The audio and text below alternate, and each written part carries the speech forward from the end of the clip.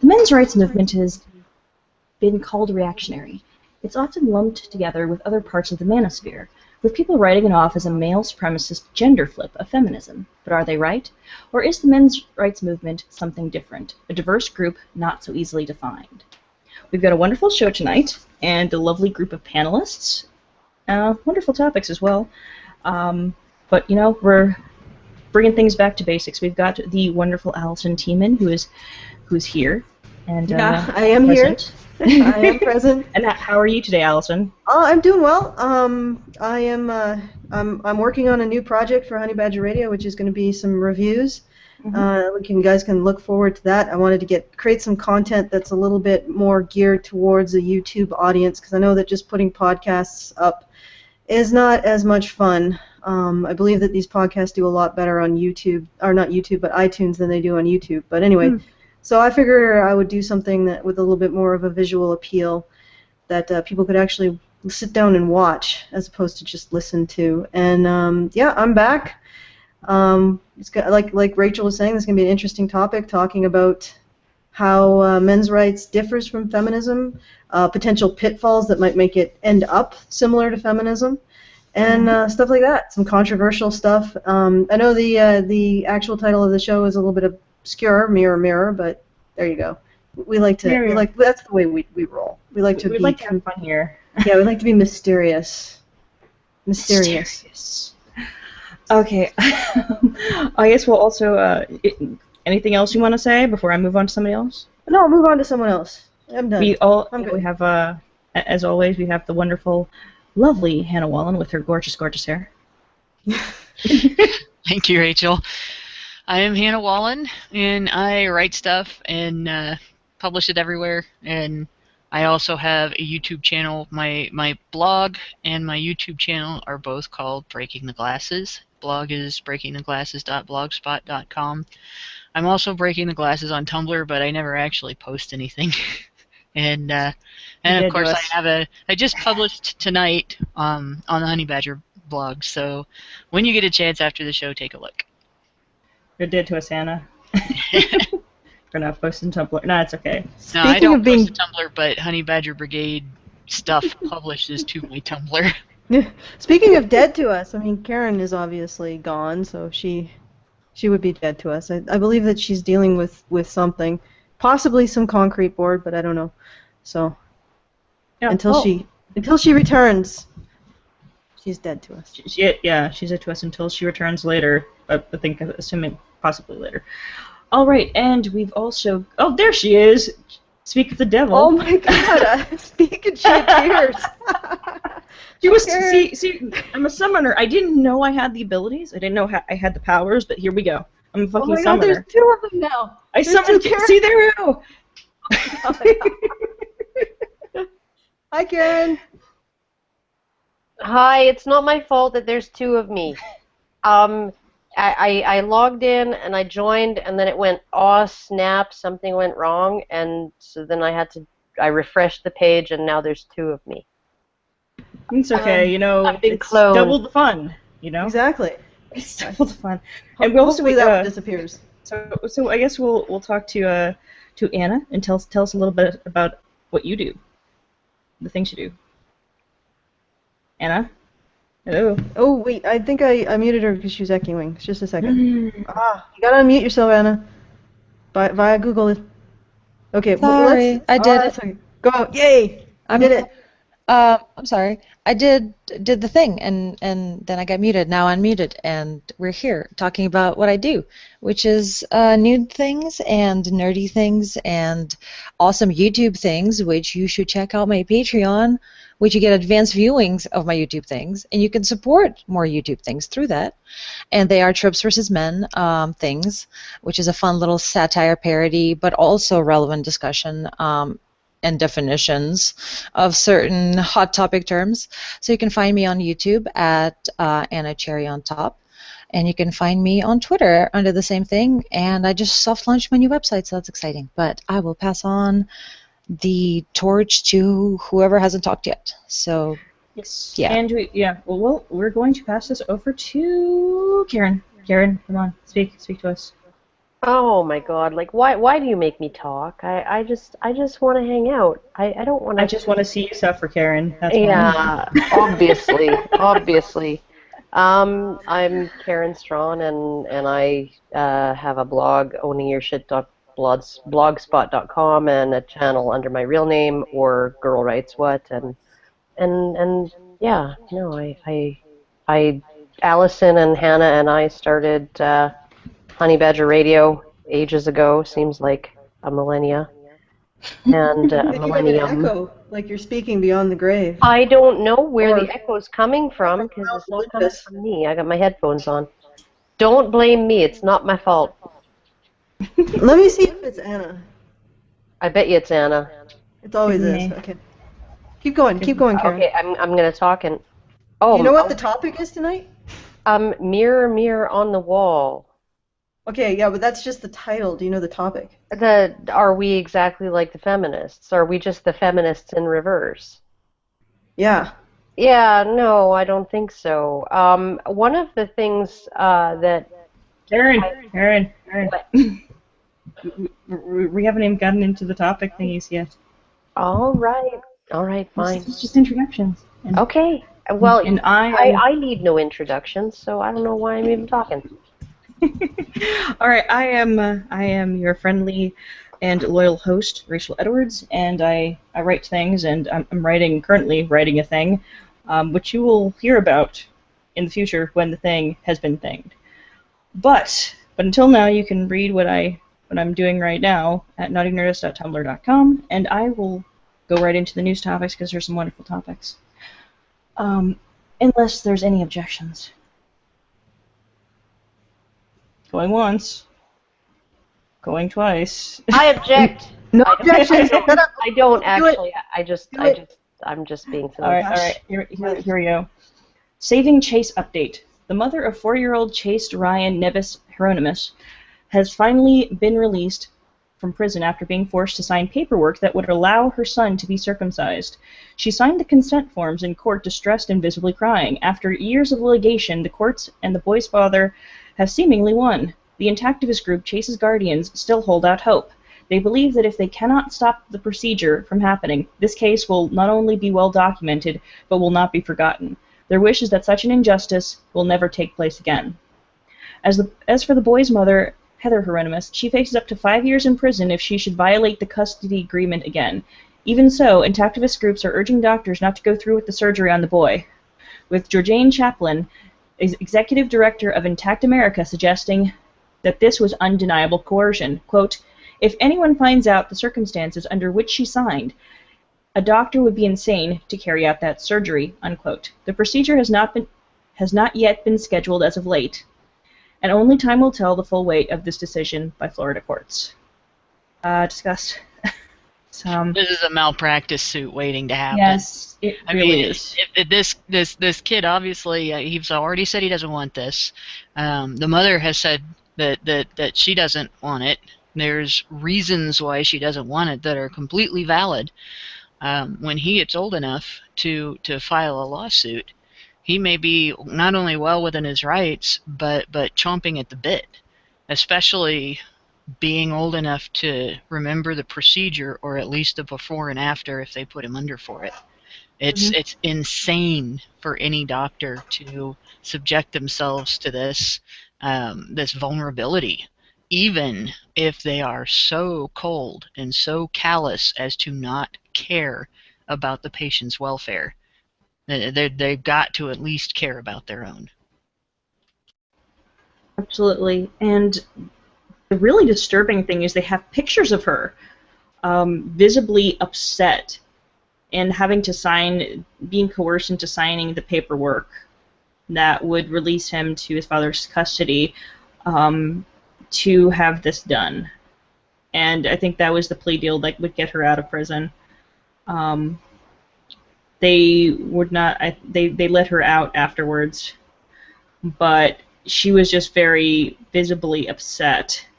You know, it was definitely done under duress. I mean, you're a woman who's trying to protect your child, and suddenly you're put into a very, very scary place with very scary people. And yeah, it's it's really sad that this happened. And I'm hoping that, you know, something can be done, and if not, that people never forget what happened to this boy. Well, there's some indication already that there are no doctors in Florida who are willing to do it. Mm-hmm. Right? That the dad cannot find a doctor who's willing to do the surgery, almost entirely because of there's a huge liability that they're opening themselves up to a lawsuit when the kid turns 18. But on top of that, I think that when you have a child who's able to articulate his rejection of or his opposition to the procedure, I think any rational, empathetic human being would essentially take the position that even if you don't believe it's going to physically harm the child, you know that it's going to psychologically harm the child, right? Even if you believe that the child falsely believes that this is going to be damaging, just the mere act of doing it is going to cause psychological damage because of that child's belief, right? So even doctors who are pro-circumcision and who don't think that there's any harm in it may be extremely reluctant to take on a case like this because, like I said, even if you believe the kid is under a false belief, that belief is there, and it's going to have psychological repercussions if you go through with the surgery, if you coerce the child into having the surgery. So I think that this father is probably going to have a hard time finding somebody who's willing to do it. And if I was a doctor, I wouldn't want to be the doctor who actually takes on the case. I wouldn't want to be him in 14 years.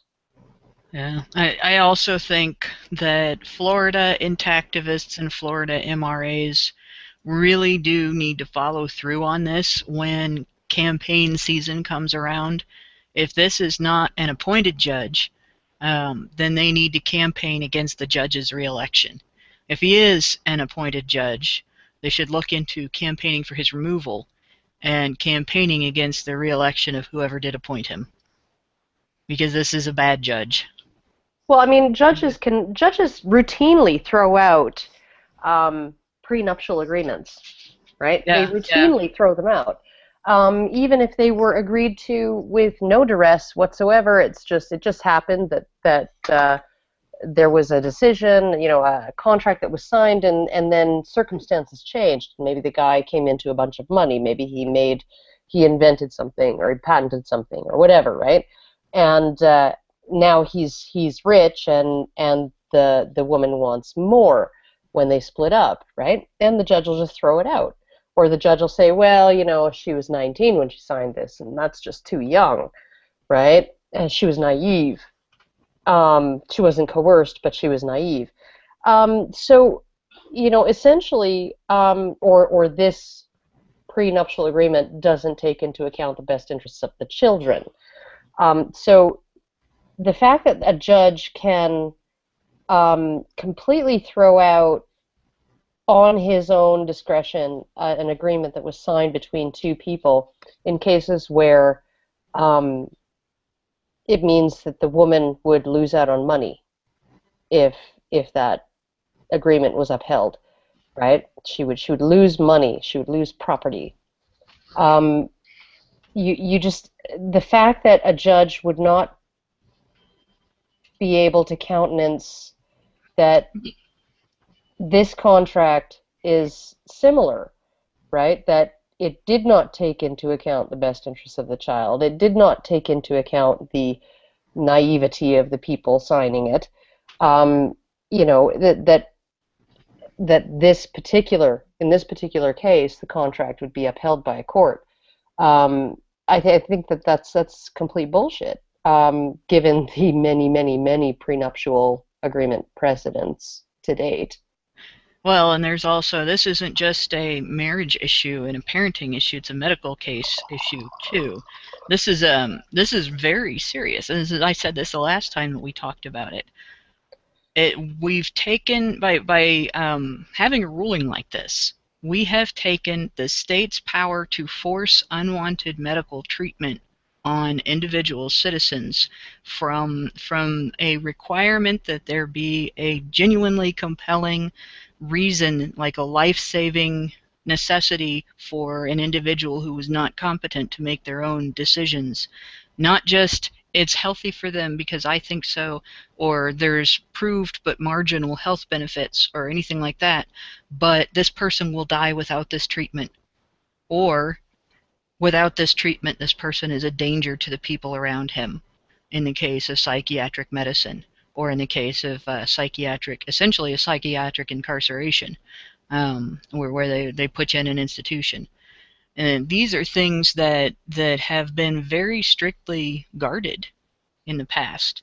The right to refuse medical treatment is a fundamental right in the United States. And the idea that it's being just absolutely trampled by this case, because in the judge's opinion, the research that purports to prove some marginal health benefits to circumcision is more valid than the research that purports to debunk the claims made by the research purporting to prove those marginal health benefits. Well, That is a it doesn't just huge change. It doesn't just overweigh that. It overweighs the stated wishes of one of the parents and of the child himself. Exactly, that's what I'm saying. It's like next you'll have the ability to force people to take psychiatric medications because people don't like the way you think, not just because people you might go out and shoot your neighbor. We've been doing that. We've been doing that for the longest time. I mean, like when my stepson was in grade 3, his school told his mother that if she did not put him on Ritalin, he'd be expelled. He was not welcome at that school. Did it go to court? It did not go to court. She ended up enrolling him in another school. She ended up having to drive him 45 minutes each way across town to get him to school and back. Okay, well, let me explain to you why this is different. She still had a choice, and it does not represent the ruling of the controlling legal authority of the nation. This is a situation where if, let's say this person was an adult instead of a child, and he was intellectually disabled, and his mother had custody, the ruling could have been the same. If the ruling had been the same, and there was a doctor willing to perform that procedure on him, this could entail the cops coming to his house and hauling him away to go have it performed. If the treatment instead was a form of psychiatric treatment, such as being institutionalized, it's the same thing. This represents the court using a power that has in the past been used to haul people out of their homes and lock them up. That's why it's different. It's much more serious than people are thinking about. It's terrible what they're doing to the child. It is absolutely terrible that he's being subjected to unwanted medical treatment, or can be now.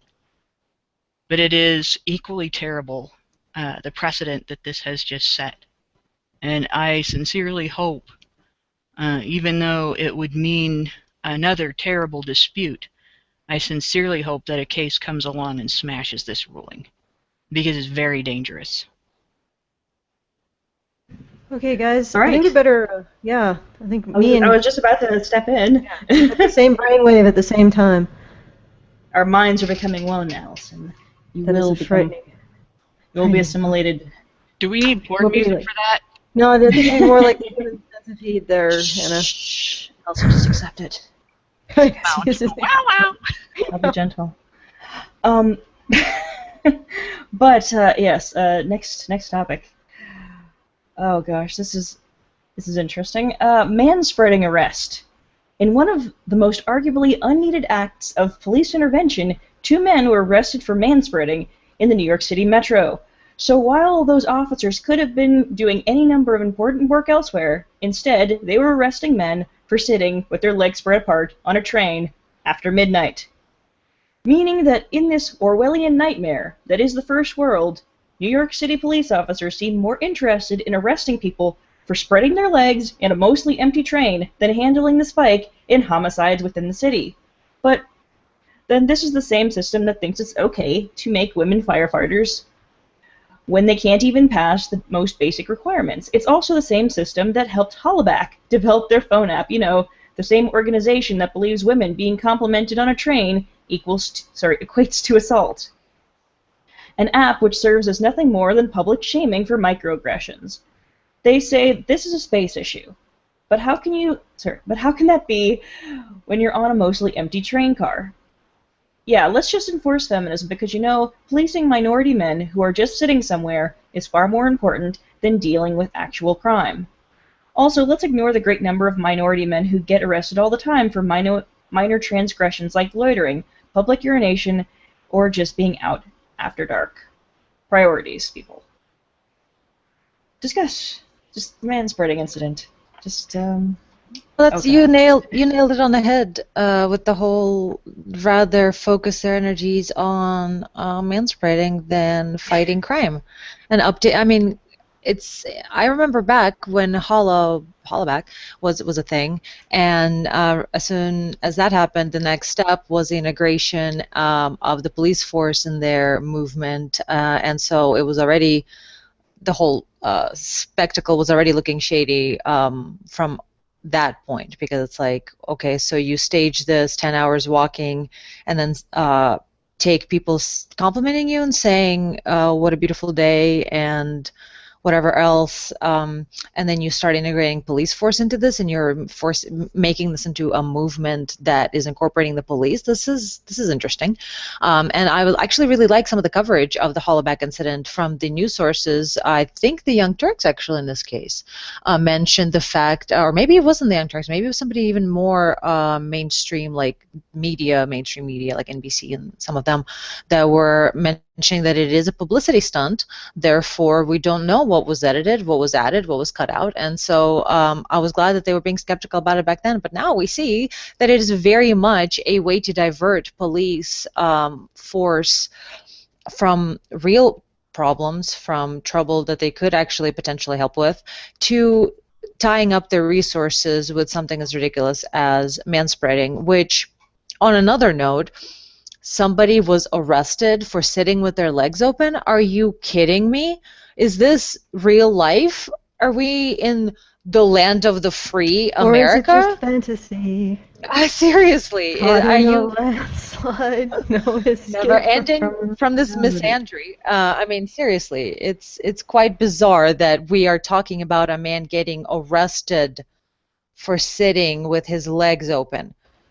Let that sink in for a moment. And here we are talking. I mean, are women being arrested for putting their shopping bags everywhere? Is that equality? Is that happening? Well, yeah, but they are like in the same court case. Just to play devil's advocate, in the same I'm glad they are. same Jesus. court docket, there was a woman who was arrested, I think, on the same train for having her foot up on the seat.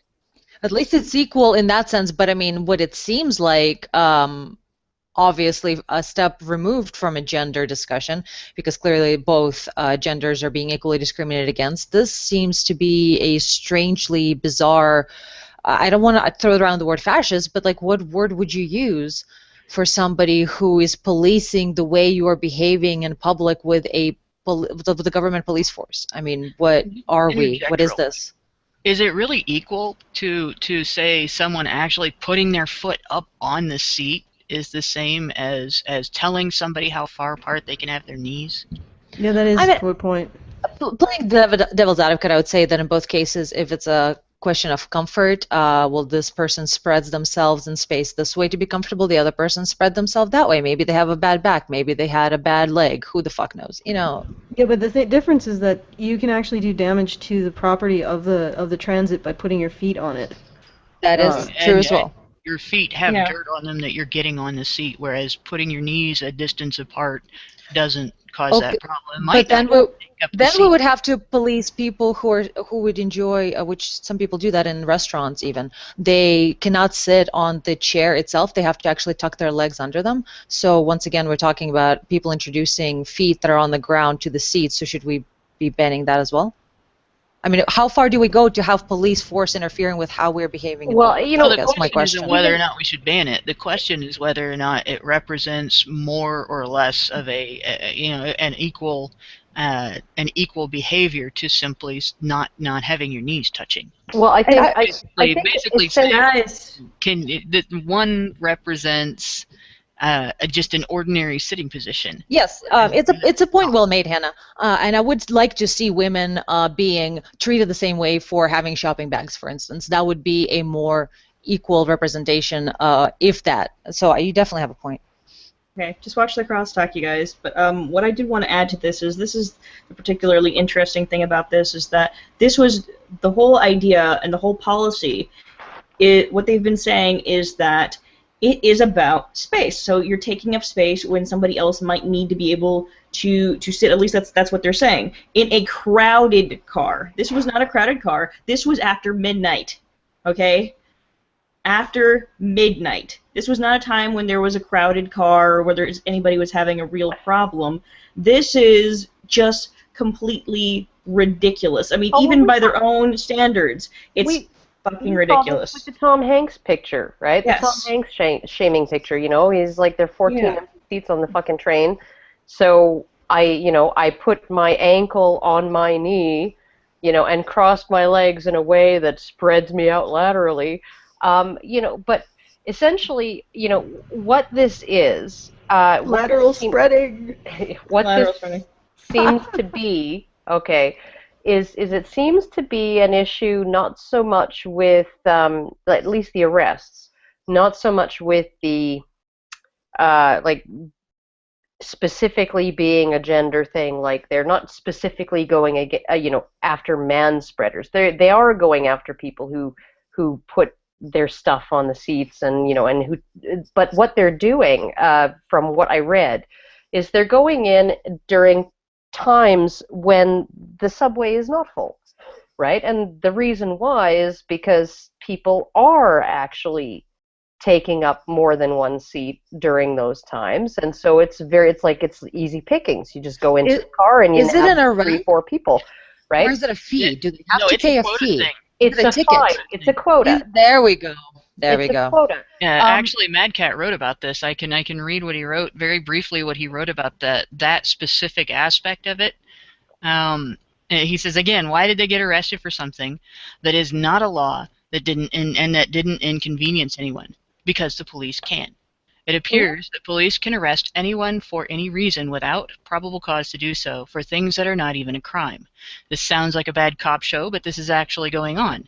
People are arrested or written up for things that are not crimes, oftentimes to be thrown out of court or given a bullshit sentence. This is called broken window policing. I quote to you a document from PROP, Police Reform Organizing Project. A department representative, a precinct captain or lieutenant, pressures officers to meet numerical goals regarding arrests and summonses, then deploys the officers in particular neighborhoods. Everyone in those neighborhoods becomes a potential criminal, even if their criminality is fabricated to meet the targeted monthly quotas, sometimes referred to by department brass as productivity goals. That is what is going on, and it's not just man spreading. There's ticketing, false arrests, illegal stops, and so on for other things. One woman got arrested for using her student transit pass on Memorial Day. Yeah, and then and even outside the subway, but it primarily targets men. And it primarily targets minorities. Of course. It is primarily done in poor neighborhoods because they know people in poor neighborhoods cannot afford to get a lawyer and fight that shit. Yeah. And it is common. It's not just the New York area. It's all over the United States. Even as far as not being able to afford a lawyer, so many people in poor areas just have no working knowledge of the law. They don't have the resources or maybe even the education available to them to understand that they can go into court and contest these things. Yeah. Right? Now, something else from Mad Cat. The wherewithal to do it. Something else from Mad Cat's article here. There have been over 1,400 summonses to court for the issue of manspreading. Oh, I'm sure. I'm sure. You So know, this isn't, we just put a catchy name on it now. It was probably called something else before, right? Taking up too much room or whatever, before the feminists put the little portmanteau together. What this is, all of these kinds of issues, all of these kinds of measures that police use, whether it's mandatory arrest policies or whether it's no drop policies or whether it's quotas for traffic violations or for transit violations or whatever, they almost always disproportionately affect men, and in particular minority men. This is just because of it's the informal biases of the police that inform who they're going to target and who they're not going to target, right? So, you know, are they going to arrest that woman who's sitting with her knees apart, or whose flab is overflowing into the next seat, you know, or, you know, are they going to go after that Hispanic guy, right, who's got his knees spread apart just the exact same amount as that woman over there, but, you know, we're going to take this guy, right? And maybe not even so much that he could be considered to be taking up more than one seat. That's the thing. They don't have to even be doing anything that would violate company policy. Well, and what drives me crazy about the whole manspreading thing too is that when you look at the seats on transit, I have a hard time in them, especially if I'm sitting sideways, you know, in the sideways to the trajectory, that I have my legs spread very far apart to keep myself from tipping over because I have literally no ass, and I Literally, folks. Literally no ass, and I have like a cat. Yeah, long legs, right? So my knees are, you know, on a seat that's designed to be a compromise between men, women, and children. That seat is too low for me, right? So my knees are higher than is comfortable, and then you put that in motion in order to keep from tipping over. I either have to have a death grip on a pole or I have to have my feet apart, right? That's just the way it is. Yeah. If I'm sitting sideways. It's just really public shaming at its very worst. And the situation with the reason why the guy did get arrested was what Karen was saying. And it's just the most frustrating thing is that they're going to see all the. I think they were saying that there were something like a couple thousand different reports of manspreading, and they haven't said just how many arrests have been made. They're really creating a massive problem for themselves over this. It's really a non-issue, and when you have these organizations, and I'm only gonna go on for another minute, or maybe not even that. But the problem seems to be is you do have organizations that are also in with the government in the NYC area, like Hullaback, who consider things like manspreading and even just saying hello an assertion of patriarchal oppression. This is really what it is. It's they're reading an intent behind all of these things, a malicious intent, and therefore it's not just somebody being inconsiderate or somebody being tired or somebody sitting the way they have to accommodate their body. It's them being entitled to their male patriarchal privilege. But let's move on to the next topic. I was going to say, if we really wanted to turn this around, we could do the same thing.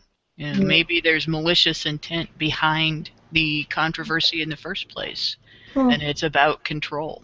It is. Okay, guys. But guys, we're moving on. Moving on here. All right, fine. Yeah, I know. It's you assert your privilege. Shut up, Kevin. Your host privilege. This is my I'm asserting my host privilege. Yes, Karen. All right, Dr. Ruth Westheimer comments on consent. Dr. Ruth Westheimer is known to many as a sex therapist, an expert in human sexuality. However, the 87-year-old sexpert recently came under fire for her comments concerning the current sexual landscape, one of which was that a woman should never sleep naked next to a man she has no intention of sleeping with. How women feel that they can withdraw consent after sex has taken place. However, this commentary was, of course, misunderstood. Quote, I am very worried about college campuses saying that a woman and a man, or two men or two women, but I talk right now about woman and man, can be in bed together. It says Diane, or sorry, she's talking to somebody named, and at one time naked, and at one time he or she, most of the time they think she can say, I changed my mind, no such thing is possible, unquote. Now many are calling Dr. Ruth a rape apologist and a victim blamer, but being 87 and having a little more knowledge about sex than the average SJW, no fucks were given on her part. Here we have a sexologist trying to describe how the attitudes of modern women sometimes place them in these situations where they have regretful sex or place themselves in danger, and it was interpreted as excusing rape and suggesting that the moment you enter a man's bed, that it's a consent to whatever happens after that. While Dr. Ruth may not have best articulated her point, trying to make an idiot-proof message seems like an impossible task. So thank you, Dr. Ruth, for being base as fuck and not letting those SJWs try and push you into a corner. So yeah, she made, everybody knows about Dr. Ruth, don't they? You know, the tiny little German lady. Sex therapist. She actually is a real sex therapist, not like some little Not like Lacey Green YouTubers. Yeah, she actually knows what she's doing. Actually knows her shit. Yeah, and she's basically commenting on the fact that the mentality of modern women today is really pretty fucked up. It's that they can withdraw their consent at any time, like after the fact, I think is what she was trying to allude to. And talking about, like, if you don't want to have sex with somebody, don't get up in their bed naked. Do not lay next to somebody naked and just with the assumption that you're going to be protected. Or that you're not sending... Fact, I think she was actually talking about in a moment. What she basically said was that it is wrong to cock tease on purpose, and she's right. It is wrong to cock tease on purpose. It is emotionally abusive, and in some cases physically abusive, to deliberately, meaningfully, willfully cock tease. And if you are in a college setting and you are out on a date with a guy and you climb naked into his bed, you are communicating intent. I don't care what you think. I don't care what you tell your friends later on. I don't care what you sit around and say in your little feminist meetings. You do not shove your tits in a guy's face and then tell him you didn't mean it, because you did. It's one thing to say, hey, I have a problem, I'm not cool with this, we need to slow down, take some time, talk about it, stuff like that, and actually engage meaningfully with the person that you're having a sexual moment with. But it's totally another thing to intentionally give a guy signals like that and intentionally communicate interest that you don't have. That is abuse. And I'm glad that somebody with a little cred from a lifetime of studying the topic and talking about the topic actually said it. I don't think they're going to intimidate her into taking it back. Well, you're absolutely right, Hannah, and that's at the worst, and at the obviously a lot of situations like that happen indeed when girls are fully aware of what they're doing, but at the very least it is still a communication. It's not a directly verbal communication, but body language and inferences and suggestions is very much part of our language, and everybody knows this.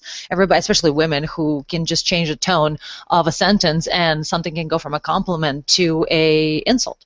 So they need to think about it as if the tables were reversed. If you were in bed with a guy and he stripped down naked and went to bed with you, next to you, would you not feel like he's suggesting something? Would you not feel like that maybe perhaps is where he is going, or that's something that he likes or is into? Or you know what? If you don't suppose that, if you're one of those feminists that is of the idea that, well, why can't we just be humans with each other and be, or just if you're a person like that, they're like, why can't we just be humans with each other and be naked and be, completely non-sexual but also naked, and that'd be fine. Okay, that's fine, but you have to be aware of the fact that if you are two of the same age and possibly attracted to each other, or just two human beings, there will be a question of sex that will be raised at some point. So if you're in bed with someone, they might be like, hey, you wanna fuck? Or they will try to move towards that because that's something that human beings want to find out if they can do with you. So they need to be aware that that is normal human behavior, that is something that's going to happen, that's something they need to know how to handle themselves in those situations. Otherwise, we have what we have now, a generation of women who actually take men to court and say things like, oh, he proceeded to have his way with me, using all these dramatic Lifetime channel and television terms of, and then when the judge presses them, oh, so you said no and he continued, so he raped you? Are you saying you were raped? She's like, well, no, he just pressured me. Oh, get the fuck out of my face with that. You need to have your boundaries, you need to learn how to say no, and you need to be aware of what you are communicating to others with getting naked, with getting in bed with them, with being with them alone when you're on an opposite or sometimes even of the same sex. Sexual tension will happen once you're past a certain age, and you have to know how to deal with it. That's just human being stuff. I want to add one other thing to what I said. Women need to learn, and I don't understand why young women aren't being taught this by their mothers. When they are in that bed with that guy, that you are not the only person in that bed who is vulnerable. You're not the only person in that bed who is a human being having an experience of intimacy with another person. That is a two-way street. And when you do things to hurt the other person, you are doing things to hurt another person. You're not just experiencing something. Yeah. The thing is that the way I see it is, you can say that, sure, if you climb into a bed naked with a guy, and I don't know, he immediately I'm not even sure how you would go about arguing that at that point you're not really initiating some sort of sexual contact. But let's say he does just suddenly turn into some sort of rapist and just, like, I don't know, forces you and whatever. Just because that could potentially be rape, or maybe like does a sexual act that you did not want to have. Like maybe you were thinking, okay, we'll have like vaginal sex, and he forces anal sex on you. Well, yeah, obviously that's rape. But you can say that that is bad, but you can also say that climbing onto a bed with a man with the intent to pretend you're going to have sex with him just to see his disappointment when you don't, that is abusive behavior. And that's something that needs to be called out. And the way that I likened it to was, let's say you have like a really popular athletic guy who has a habit of inviting really unpopular girls to events. And then at the door of the event, he just looks at them and laughs and says, who would ever go out with you? Right in front of a bunch of people, and then just walks off. You know, that's the kind of behavior. Now, if one of those girls turns out to be a psycho and stabs him, of course that's a disproportionate response. So if one of the guys is a psycho, and when you do this, he ends up raping you, that's of course a disproportionate response, but you're still an asshole. Yeah, one of the things I'm going to say, and then we're going to move on, is I'm even of the opinion that if you, and I think this is probably pretty plain, if you are a girl, okay, and or even a guy, and you go off with somebody of the opposite gender or the same gender, whatever, and you two are it's even remotely possible that you might be engaging in anything romantic, or it's a semi-romantic relationship or anything like that, and you go into that person's room and the door is shut and you are there by yourselves, I don't think you should put yourself in that situation unless you are interested in having sex. And when I say door closed, alone. I think that is kind of, well, that's just my opinion. This is the stuff that mothers used to tell girls, right? don't go up to his room unless, you know, you want to be with him. Don't let him get you alone unless you want to, follow through, right? Like that. And mothers used to, even my pediatrician, when I was just sort of turning 13, 14, was telling me, you remember, because guys are going to say a lot of things that you want to hear, right, that might not necessarily be 100% true, but they're going to say them because they want, to get into your pants, right? That's what they're going to do, right? And you just make sure that you don't do anything until you're ready to do that, right?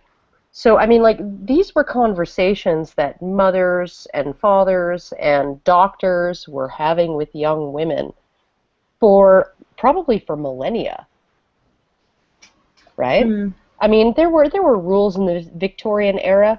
If a woman was caught in a room with a closed door, right, with a man that she was not married to and was not a family member, that was the end of her reputation.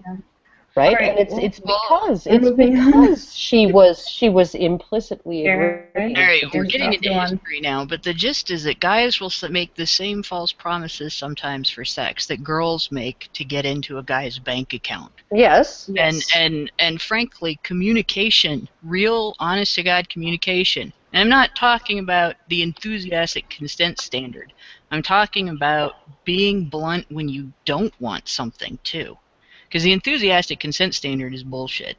The idea that a guy should have to ask every step of the way because a woman is incapable of communicating her own ideas, her own interest and intent, unless prompted, Yeah. is absolutely misogynistic. All right, Feminists promote the most misogynistic ideas out of the whole group. All right. But yeah, I think we've killed this topic. Yes, we've killed the Well, topic. okay, one more thing. What is this okay represent? If not bestowing permission on the other person to have an opinion. Yes. Right? Okay. It's essentially male superiority. Aaron, we need to go on. Next topic. Yes. Silence. Guys. Silence, everyone except for you, Rachel. This is gonna be magical, you guys, because I think this is probably one of the. Sometimes you're in a situation where you just hear something so profoundly stupid that you just you have to check to make sure that you heard that correctly. And this is one of those sentences. Poverty is sexist. There, I said it. Yeah. Last week, some of the richest women on the planet decided to attribute poverty to sexism, not war or socioeconomic problems that extend to a variety of different people. Nope. According to women like Sheryl Sandberg, the greatest determination of poverty in one's lifetime is whether or not you have a vagina. So what did these 36 rich first world women intend to do? Well, they wrote a letter to two world leaders, one from Germany and one from South Africa. Then they signed this proclamation explaining that they think sexism causes poverty without any evidence to support that claim. There was no statistics or studies directly saying that poverty is sexism. No, they wrote a letter which basically says, poverty is sexism. Do we have any data to suggest this? No, but we're rich, influential first world women. Just trust us that this is the case and agree to do the things that we're asking, because reasons. Do they have a sustainable plan to pull women out of poverty? No. Are they able to create more jobs as a whole for people in poverty? Unlikely. Certainly these rich women could, but they are too busy telling world leaders how to do their job to be the change they want to see. This is a circle jerk that accomplishes nothing. It helps no one. It does nothing more than make stupid rich first world people feel better about their opulent, wasteful lifestyles. So that when nothing happens as a result of their actions, they can say that at least they did something resembling effort.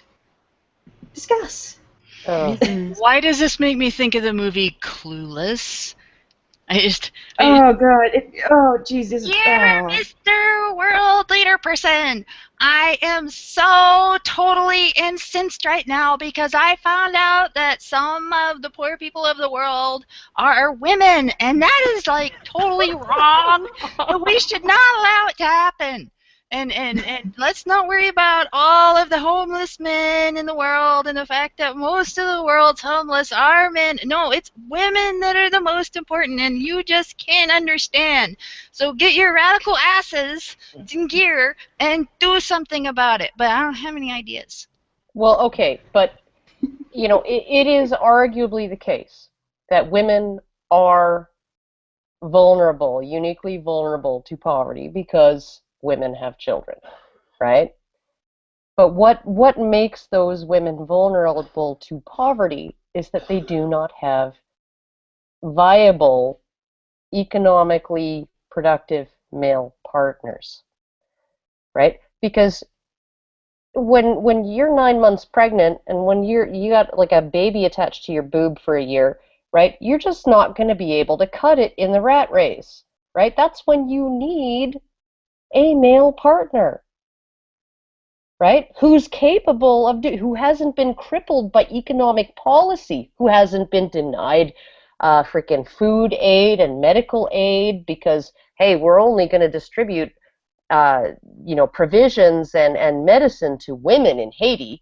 We're not going to give any of that stuff to men, right? Because hey, it's women that really need it, and men don't share those things. Men have always shared those things with their women and their children, right? And one of the most atrocious things, and I think it's a massive projection, right? When a man is the primary or sole breadwinner in the family, the financial decisions, the major financial decisions usually go about 50-50, right?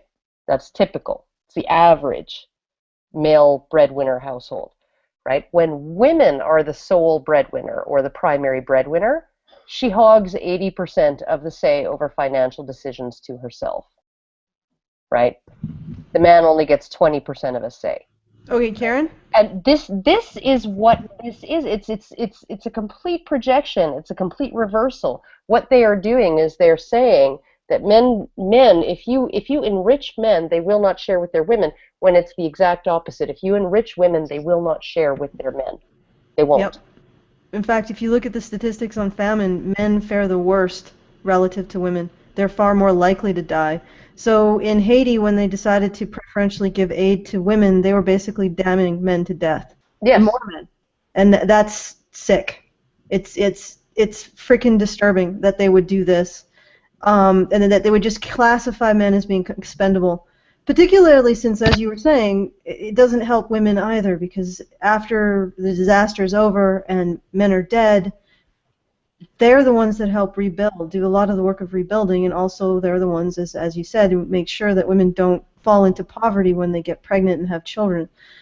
As instead of having children from, like one guy who can't support a bunch of women, you have an actual partner. But anyway, yeah, this is a ridiculous feminist poverty. Women, there are poor women, therefore poverty is female, because it's a weakness, and weakness is a female thing. Yes. All right, can we get to the topic, perhaps? Well, I was going to give a piece from my own. Okay, when you get done, though, I've got something to say about the whole women. Well, okay, thing. the thing about this is I actually had this conversation with other people, and one of the things that came up in conversation was this, is like, one of the reasons why you have such bad poverty in these areas is there are actually very few jobs available, period, especially when you live in a third world country. And what jobs are available? The really dirty jobs, the really dangerous jobs, the ones you wouldn't dare put a woman to do. And I think, and people are like, oh, well, the reason why, this is the way it is, is sexism, is, marrying women off young and everything like that. Well, there are very few jobs. I mean, every job that they're going to give to a woman could have helped a man who's struggling to get by to feed his family and his children out in his village. So, of course, they're not going to just give it to a single woman. The belief that women do not work when they have young children that they are responsible for, or when they're pregnant and everything, it strikes me as evidence of how spoiled modern Western women are. I One of the things that I managed to look up a while back when I was in a discussion with somebody about the claim that feminism is responsible for women in the workplace was the type of work that women did in the 19th century and the 18th century and so on. And I found an article uh, in which it contained a letter in which women were complaining about having to work in coal mines when they were pregnant, and how hard it was to work in coal mines when they were pregnant. Um, this is something that women have done throughout history. You get pregnant, you work while you are pregnant, you work right on up to when you're going to have a baby. You have your baby, you recover for a very short time, and then you strap your baby to your body and you go back to work. And that's life for women for all of time, except for now in our simple life, that we have here in the United States and in Canada and in most of Europe, where we have all these modern conveniences because our society has progressed to the point where we can afford them, and we have things like leisure time and actually leisure activities. That the idea that that women are uniquely vulnerable to poverty because we're women and because we have kids it's wrong. It's just wrong. And women are more resilient than that. We just don't have to be right now.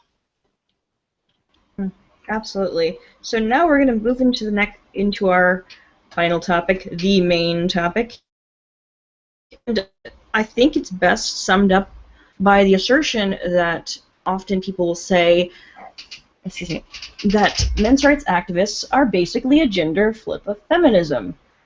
And I think that's particularly infuriating for a lot of us for a variety of reasons. And I'm pretty sure all of you are wanting to express why your individual opinions about the differences and things like that. So I'm just going to let you guys have the floor open, and I will add as you guys go. So, unleash hell. Who should go first? Just go. The All floor right, is open. I'll go. All right. So yes, I have encountered people on both sides of the issue, of the gender issue and gender question.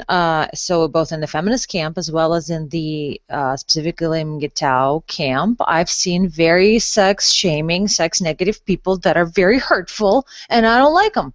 So there's that, and they're very much, to me, an example of the horseshoe theory, which can be used for certain radical left and right, which is when you have people that are on opposite sides, but they're not on the opposite sides of a flat vertical stick. It's if you take that stick and you bent it like a horseshoe, such that the opposite ends actually end up coming a lot closer together than you would think, being on opposite ends of the thing as they are.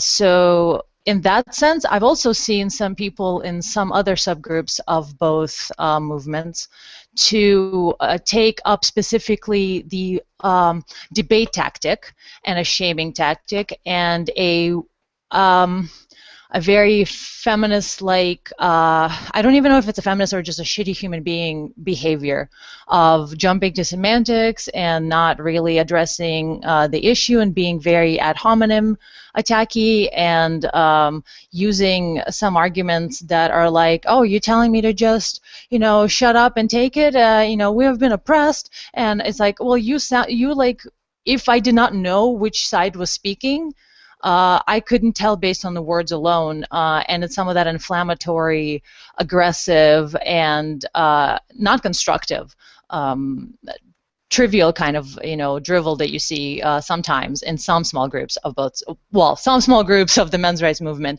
and in very big groups in the feminist movement. I will say that it is very largely a small group in some subgroups of men's rights movement that I've observed that reflect this exact same attitude towards certain things and certain same tactics for debate that a huge portion of feminist movement has. So it is disproportionate in that sense. But it is true in the sense that there have been some mirror-like elements that I've observed. So that's all I have to say about that. I think talking about us sounding the same ignores the circumstances under which the discussion is taking place. In which it's kind of like if you come along, you're in a public place and you come along and there is a woman standing there around a bunch of men and she's just yelling, "Quit hitting me! Quit hitting me! You're beating me! You're so abusive! How can you be so abusive toward me?" And nobody's anywhere near her and nobody's touching her and nobody's done anything to her. And she's continuing, "You're all bad people for this. You should be ashamed." But then on the other side, you have a guy who is actually getting punched in the face and kicked and spit on, and he says, "Stop hitting me! Stop hitting me! You're beating me! You're abusive for doing that! How can you act like that in public?" And you say to him, "Well, you don't sound any different than she does." That is not at all in the slightest what I was referring to. I was referring to specifically getting harassed and dogpiled by people who consider themselves male men's rights activists to the point where I had to step away from Twitter because I was getting hounded. And it is not about the topic, it is about exactly your aggressive way of saying no. It is that element of aggression that I see, and I understand the topics are different and my heart bleeds for the men's rights and I am aligning myself with that, but what you're accusing. What's that? You just did what you're accusing. I don't understand the question. Could you rephrase it maybe? You spoke, and in the middle of my answer, you interrupted me, asked if you could interrupt, and when I said no and continued my thought, you deemed that aggressive, even though I didn't do anything. Okay, wait, guys. No. I'm going to interject at this moment. This is my point, though. Yeah, but Hannah, when we view the way that people that is not what I was saying, though, Hannah. When we view the way that people say what they're saying based on how we feel about having it said to us, rather than looking at the actual meaning of what's being said and the circumstances under which it's being said, we lose sight of everything except our own emotional response, and it's not productive. I wouldn't disagree with that, and I was very much wanting to interject for the purpose of that is not what I was saying at all, and maybe I wasn't clear in the way that I spoke. What I was talking about, not the subject matter at all, that both sides are complaining or whatever about, not in the slightest. That is hugely disproportionate. One is valid, one is completely ridiculously a power ploy of control. That is not under debate. But I'm talking about the attitude and the aggressive entitlement. And a decision to instantly jump to being abusive of person's feelings that has nothing to do with the topic at hand, and to employing aggressive, harassing, in-your-face tactics in order to get your point across. That is similar on both sides, I believe, and I've seen both sides do that to me, and I don't think that's a productive way of dealing with issues. Well, I think I can understand what you guys are both getting at. I know, Allison, you want to speak? Would you rather go first, or can I go right now? What I wanted to say is I wanted to speak because I've seen some of the stuff that has been occurring, and I would agree in part with Anna. And it's not just a situation where it's an emotional thing, like an emotional response. What I've seen is that, for example, I will make a point, and personally it hasn't really been with men's rights activists. It's been with men going their own way. And they will say something like, women who are involved in the sex industry are exploiting men. And I made a point that men who use pornography are actually more selective in their choice of mate than men who don't. And I pointed out that it's a lot more dangerous to not be selective about a woman that you are allowing yourself or opening up your life to than pornography. Pornography is not going to raid your bank account. Pornography is probably not going to break your heart. So in my mind, pornography, if it does make men more selective, then that's a good thing. And it may be palliative. Maybe we want to work towards a world in which women women's sexual power is not as extreme, the differential, but at the same time, even if this is just palliative, it's not a cure, it's still palliative.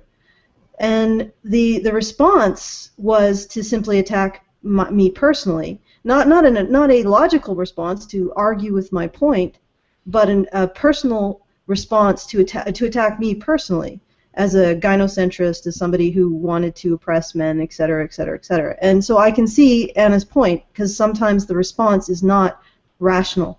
It's not a situation where you're presenting a rational argument and you're getting a rational response. It's a situation where you're presenting a rational argument. They apparently have no response, so they simply retreat to blanket claims of oppression in order to win the argument.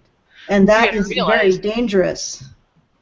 That example is actually the guy that's been kicked and punched until he has become irrational. The guy who has been shoved around until all he can say is, "Stop hitting me, you're so abusive, you're terrible people." Okay, well, I think I can bridge the two really nicely without anybody else, because I mean, I've been steamrolled here. Okay, go ahead. And I think I understand what both of you are trying to say. I think I can bridge the two very easily. And by doing something that happens in all of these kinds of human rights movements, when you talk about these very, very tender issues that people are really emotional about, there are people who've had bad experiences. And one of the things that happens in the feminist movement is you have women who will become really hurt by one person or a handful of men, and then they project that anger and that frustration and that pain onto all men. And we see the same thing happening with some men within the movement, and it does happen. But the problem here is this. The problem, hold on, wait a second. The problem is this, is that when women do it, when they have this hatred or they have this aggression and this distrust of men, people give them a pass. Society gives them a pass. You said, it's okay, whoever did this to you, you know, they deserved it, it's okay, you know, we understand why you're angry and you're upset. But when a guy has these feelings of distrust and pain towards women because of what happened to them, everybody gets aggressive towards them. They lash out, they get very upset towards them. Instead of trying to understand why they're really genuinely upset, people will just get really, really angry at them. The first response is usually anger.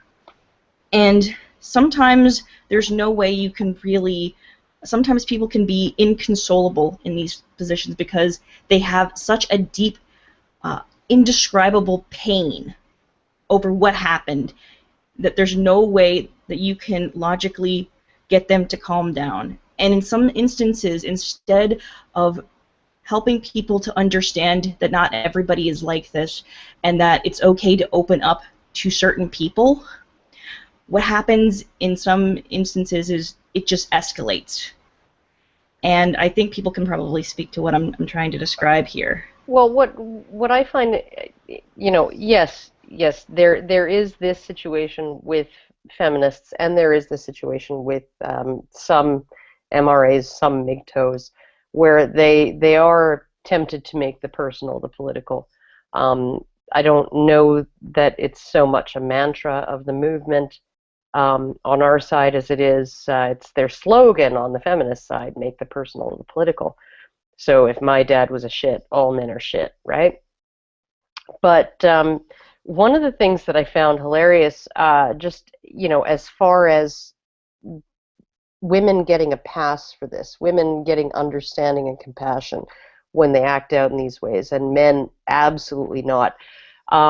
I did an Ask Me Anything on Reddit's Are the Red Pill just a week or two ago.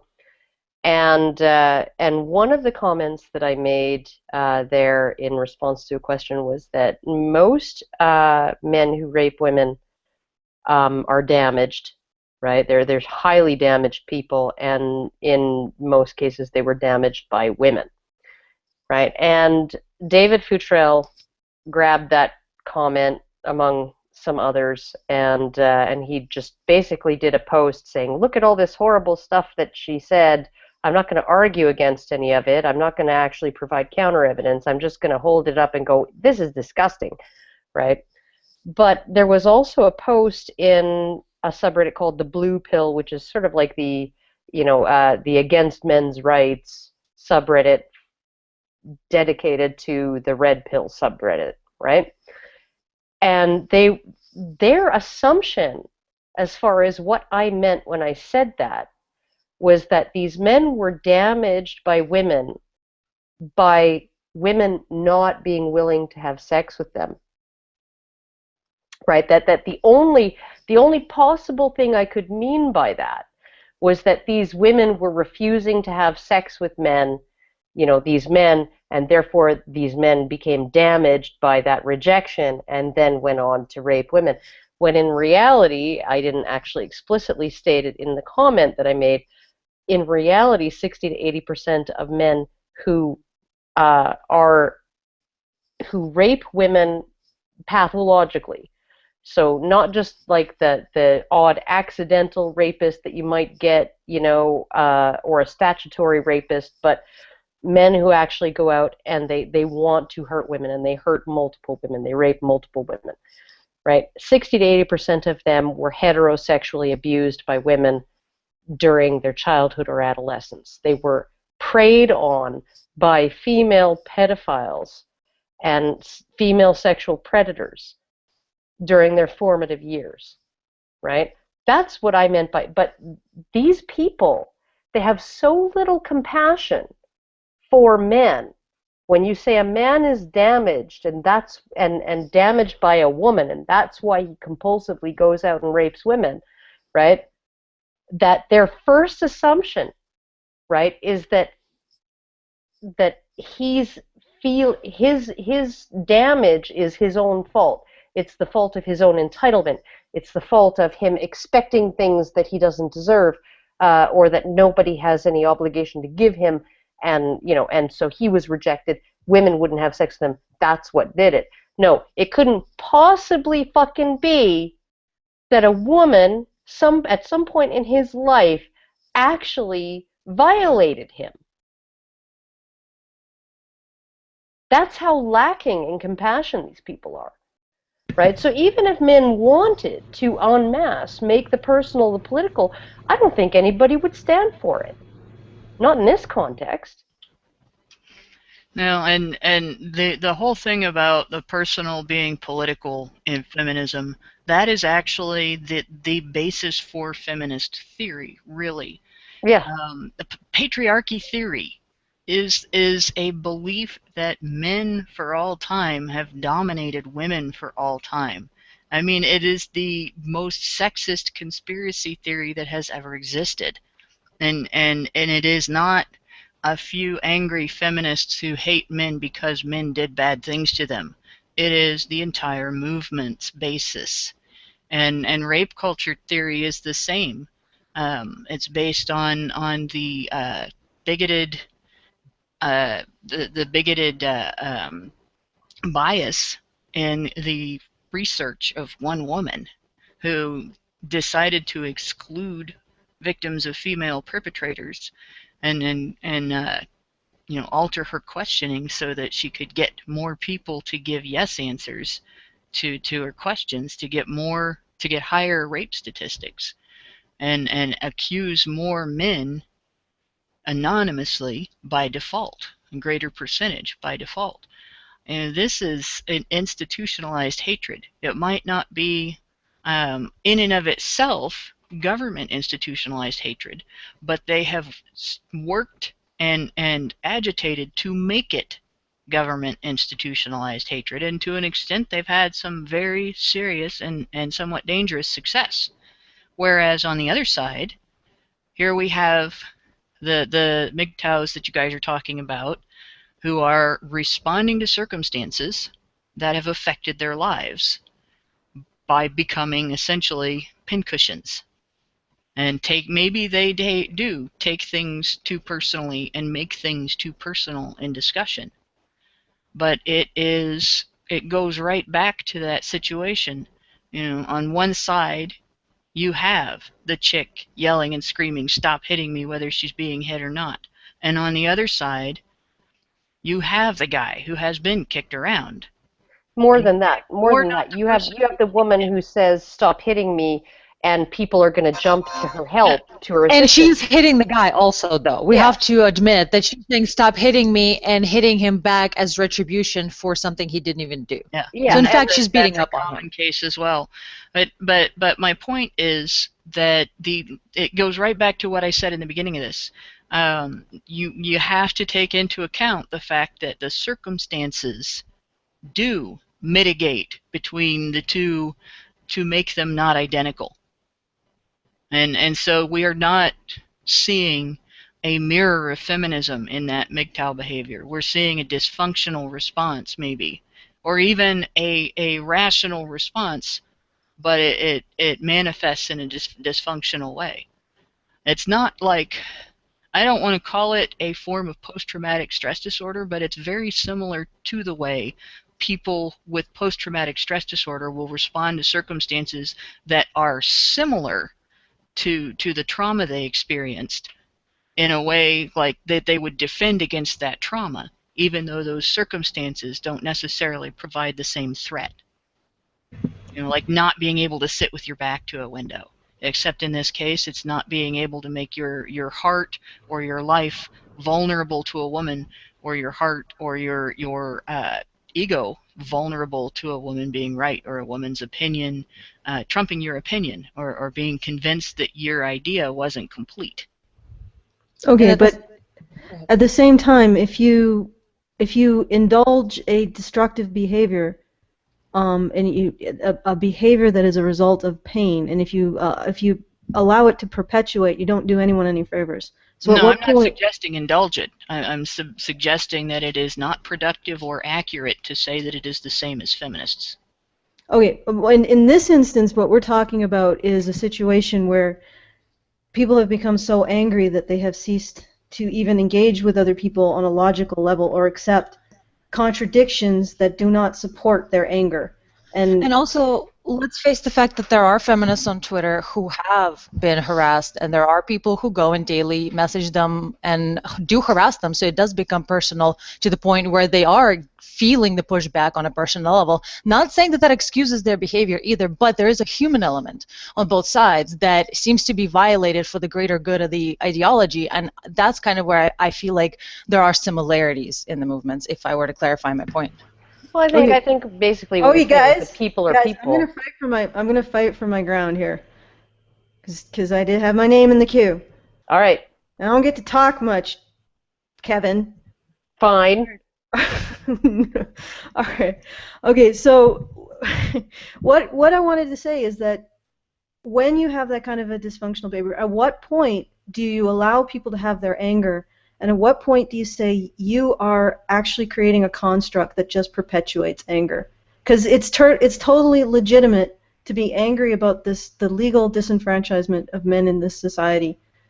Totally legitimate. But at what point, and this has to be asked, because otherwise we may end up in a situation where we have another rage-filled movement.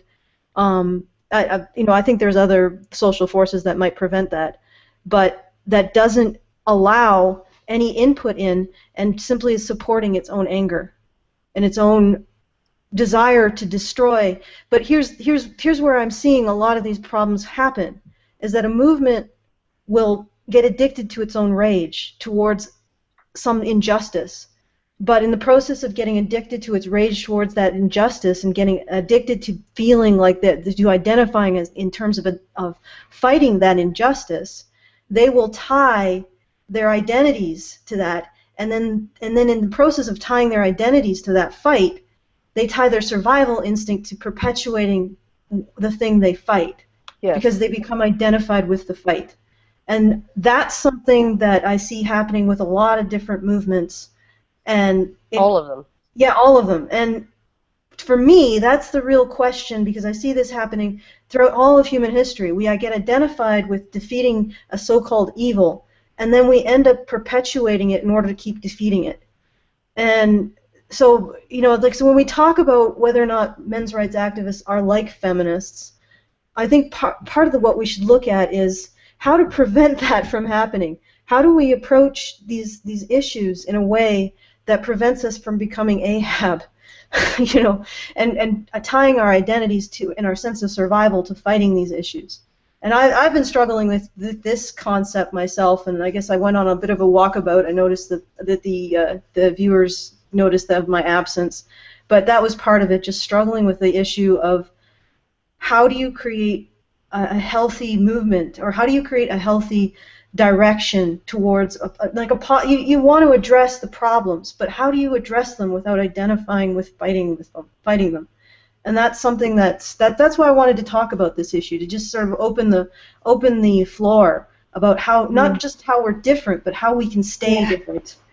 Well, there's a lot of interesting aspects of this, and I think one of the things that continues to happen in all of these movements is that people start to not be okay with there being things like political differences or differences in opinion on things that are outside the thing that you're bonded over, the thing that you're fighting for. And so I see people, they will become at odds with each other over things that are really petty. And we can't do that. We can't stand for that to happen. We need to sort of stay together and agree to disagree on certain things. And that's something that I've noticed, because stuff like that will rip a movement apart. That's why feminism has so many different branches and flavors and things and versions of it, because they can't fucking stand each other. They really can't. The longer that they stay together, they just start to eat each other and then branch off into little groups. And we can't have that happen. We need to learn how to work together and use our energy in the best way possible towards goals and make these goals and follow them through. But the problem is you have so many people who are emotionally invested, and when you do have this situation, you have so many people who are really in pain, and they don't know the best way to, I think, to use their feelings to take that energy and move it towards a goal. And sometimes they will run into people who say, no, give in to your hate. That is totally fine. This is okay. And you know what? I don't dislike MGTOW. I really, really don't. I think it's a great idea to feel that you make your own decisions about your own life. The only thing that I have a problem is there is a small portion of the group that what ends up happening is they start making these arguments that there is something inherently bad about women. And that is probably the argument in feminism that I despise, when they try to make an argument that there's something wrong with society, and the reason why that thing is wrong with society is because there's something inherently evil about men, something inherently malevolent about them, something that is looming in the shadows, and it's toxic masculinity. And that is the cause of everything that is terrible in the world. And when you start to make that kind of argument and you flip the genders, that is, I don't think that is a rational argument, period. And, I've said my piece. So. Was anybody else's name after Rachel in the chat? I typed a whole bunch of things and now No, I don't think so. Okay. Since you asked me in the chat to address what I mean by feminism not being the white whale to our Captain Ahab, feminism is not the opponent that men's rights activists are up against. Gynocentrism is the opponent that men's rights activists are up against, and we must, under no circumstances, should we ever forget that. Feminism is the armed guard that protects gynocentrism and the pimp that exploits gynocentrism. But it's, in a way, a red herring. And we do all have to oppose being prevented from addressing dysfunctional gynocentrism in our society in the ways that it damages It damages both men and women, but that does not translate into necessarily, like I'm not going to say don't oppose feminism, because feminism is a sick ideology, but it isn't the goal. It isn't the enemy. It is simply the enemy's big ass bodyguard and big ass pimp. That's the first thing. The second thing is, I actually, a while back, it's been quite a while now actually, made a video about this. I can't remember what I titled it, but it was basically a plea for common sense cooler heads. When there was a dispute going on rather loudly between two factions within the men's rights movement, we cannot forget that no matter what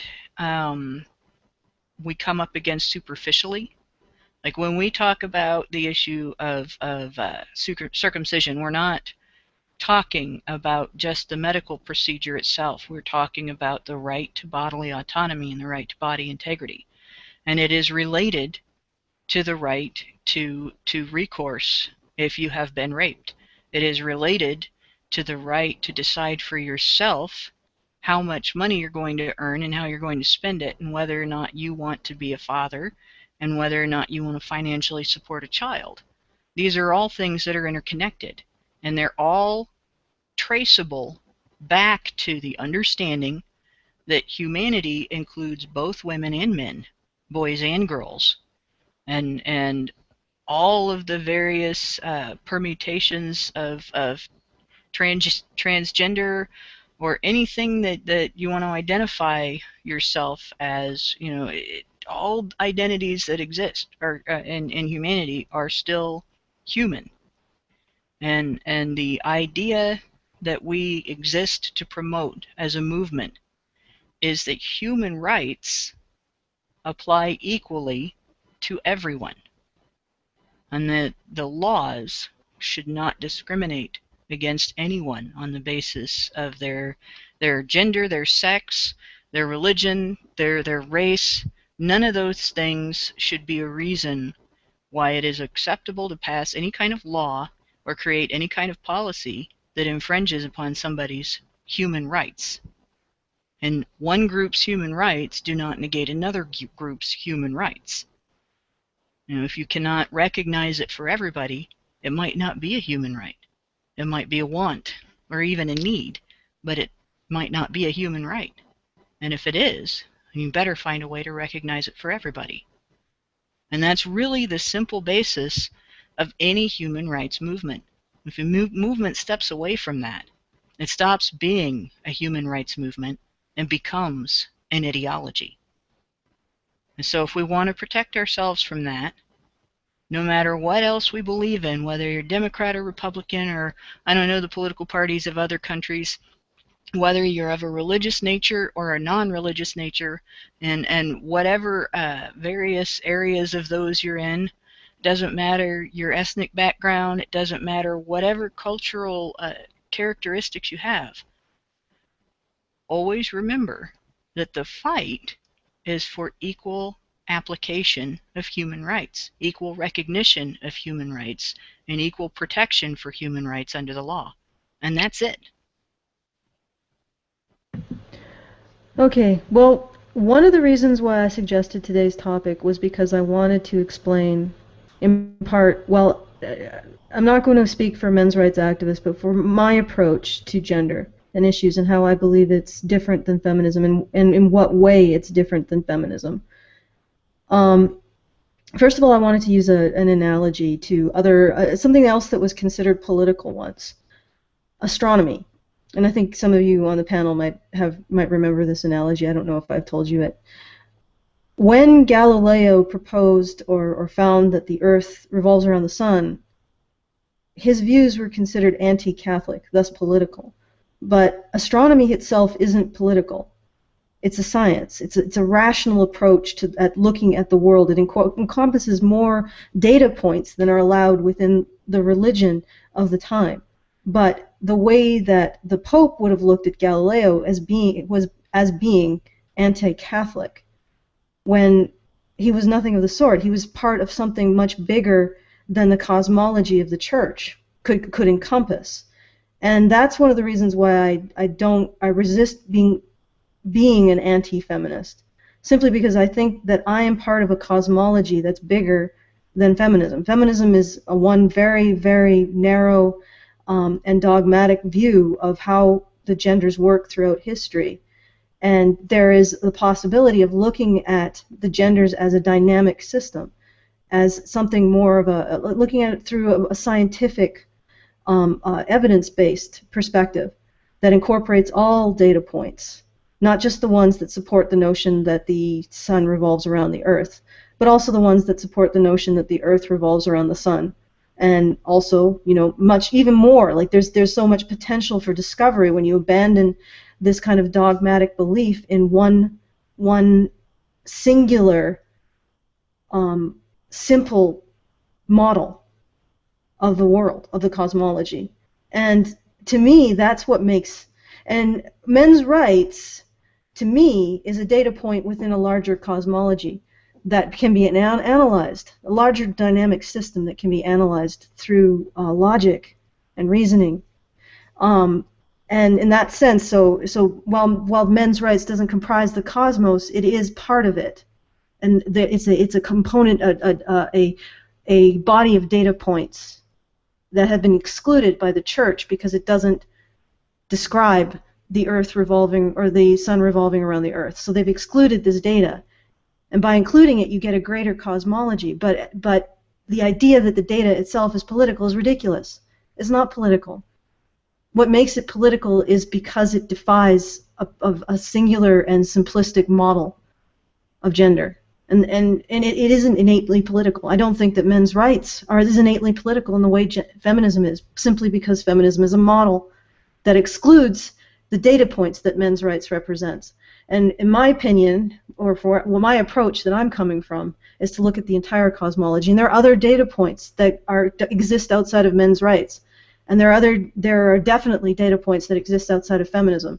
Feminism may have one or two data points, but then makes no sense outside of those one or two data points.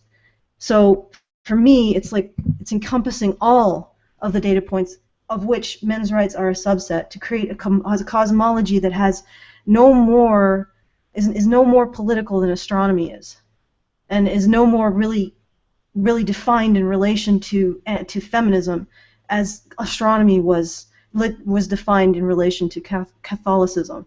It's like we're not anti-feminist, or I'm not anti-feminist the way astronomy is not anti-Catholic.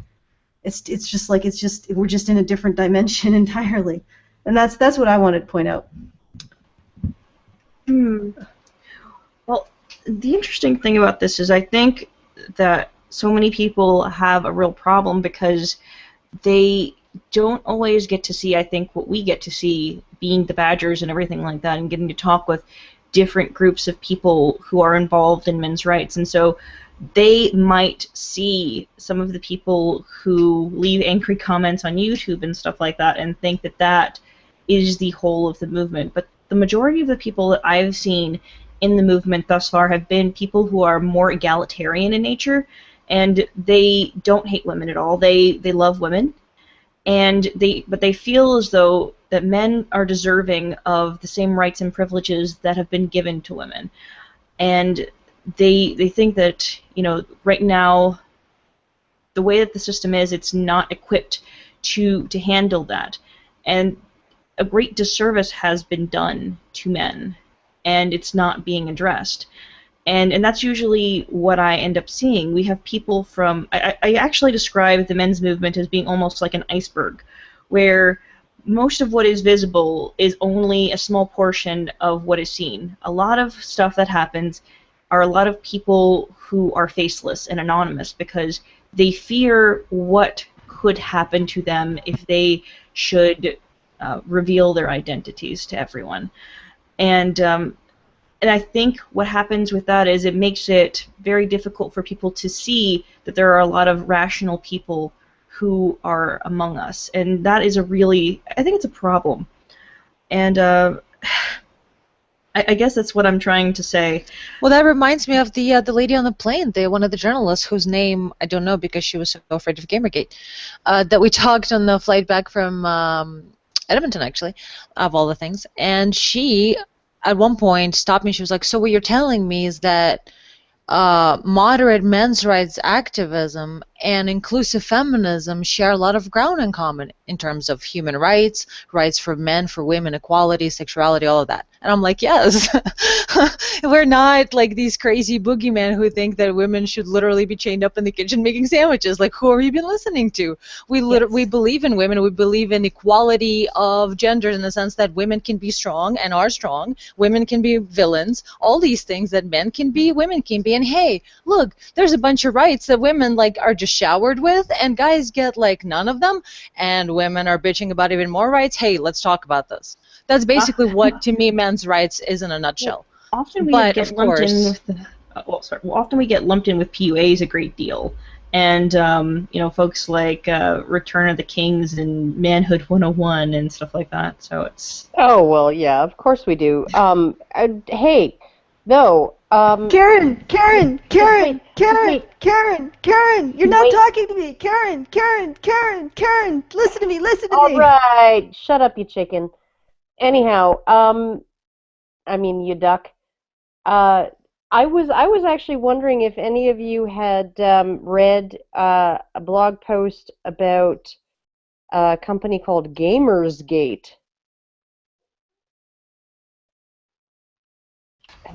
nope. That Why are you? This is like I- totally off topic. I got linked to a blog post about Gamersgate and how the founding members, the founders of the company, have actually abandoned the company, and one of them even left the video game industry because they were harassed and threatened and bullied and abused by anti-Gamergaters who thought that they were affiliated with Gamergate. there's a non-parallel for you. That's one that's the social justice group, social justice mentality all on its own. You I cannot even be perceived as associating with anything or anyone they oppose, or you will well, get attacked. what I don't get is, like, I don't think that there is a single MRA out there, right? Who would say that nobody who's an MRA has ever harassed anyone. Nobody who's an MRA has ever done something wrong. Nobody who, Gamergaters too, right?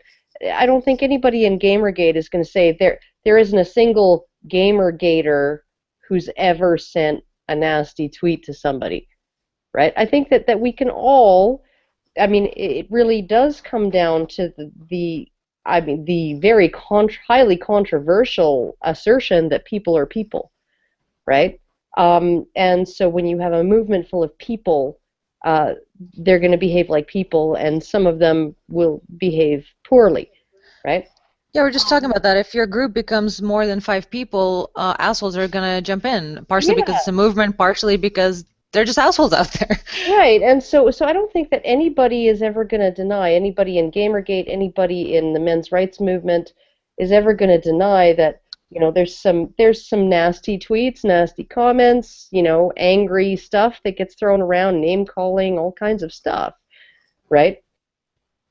But we're not the ones denying that our side, that some of that's coming from our side. A lot of it may be coming from third-party trolls, a lot of it may be coming from false flags, right? But some of it is coming from us, right? But it's the antis, right? The feminists who act as if they're completely, um, Beyond reproach in that regard. yeah, and we are the ones threatening. Bane666 came out with his latest, the propaganda of toxic feminism video. I forget what number it is. It's a lot now. But just today, and I was watching it, and he was reading some comments left on, through Facebook on an article about how MRAs are celebrating the death of a college woman activist, right? And then linking to an article written by somebody who isn't an MRA, only one person who wasn't actually celebrating her death. He was just essentially, he was like, I'm kind of sad that it came to this, but what do you expect, right? I predicted it. Um, so essentially, you had this article, and then you had these Facebook comments where people were actually threatening, like, I will, any one of these MRAs, I'll just get my gun and I'll freaking sort them out, blah, blah, blah, right? I mean, inciting violence, these comments.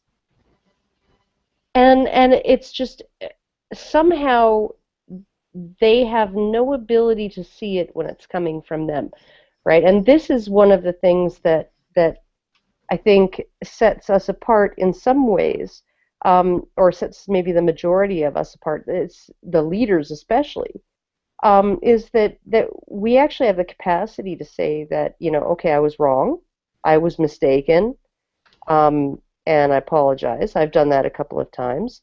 Most of us have never deleted anything that we've written.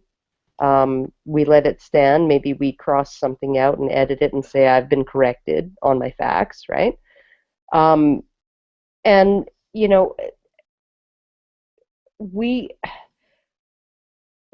don't have this situation where people who are high up, right? I keep remembering Tom Matlack and his "What's Wrong with a Dude Being a Dude" article on the Good Men Project. And I mean, he had Amanda Marcotte, he had Roseanne Barr, right? He had a whole bunch of highly prominent feminists on Twitter just dogpiling him over that article, right? If you could just even sit down and for 5 minutes imagine what it's like to be a woman, then you wouldn't be blah, blah, blah, blah, blah, blah, blah, right? And I'm thinking, when have you ever fucking actually imagined what it's like to be a man, right? You're perfectly prepared to mansplain to men what it's like to have testicles when you're criticizing them for manspreading, right? Yeah, here's what it's really like to have testicles, men. So keep your legs together. But like there just does not seem to be any capacity for either empathy for the other side, graciousness to the other side when accepting an apology, which I've seen Sargon do twice. Sargon of Akkad. He's not MRA, but he's a Gamergator. Twice in the last week, he's graciously accepted an apology and recommended that others do so.